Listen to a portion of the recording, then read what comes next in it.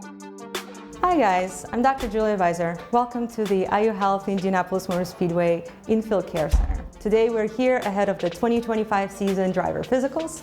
All of our drivers for INDYCAR and INDYNEXT series have to pass their annual medical screening examination, which is done here by our INDYCAR medical team of doctors and nurses. Please come along. So this is the part of the exam where our doctors actually examine our drivers and get part of their physical exams. Our drivers are exceptional athletes, but you know that everybody needs to have a good annual physical exam. And during this part, we make sure that they're still up to standards for fitness required of an INDYCAR driver traveling over 200 miles an hour on a regular basis. So we're making sure that we're listening to their lungs, we're making sure that we're listening to their heart, we're trying to pick up no murmurs or anything else unusual. And if we do find something that doesn't necessarily align with their past history or something that is concerning, we make sure that we arrange follow-up for them. The cool part about this, for example, this is Dr. Rusk doing examination on this patient. She's one of our INDYCAR physicians. So we get to form this bond with our patients during off-season when it's not a stressful time, because you know, anytime when we see drivers on the circuit, it's usually after an incident and nobody is having a good time at that time. So it's always nice to have a familiar face, a familiar doctor that you trust doing your post-incident evaluation.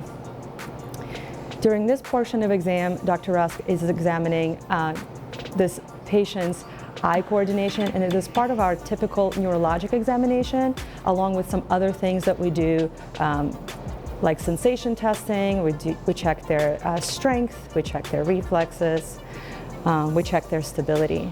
We're making sure that we get really good baselines because every patient is different, and we want to make sure that we get to know our drivers ourselves. And specifically because of that, we do require that all of our drivers who get INDYCAR and INDYNEXT licensed to race are examined by our physicians, so we have their true baselines documented in our charts.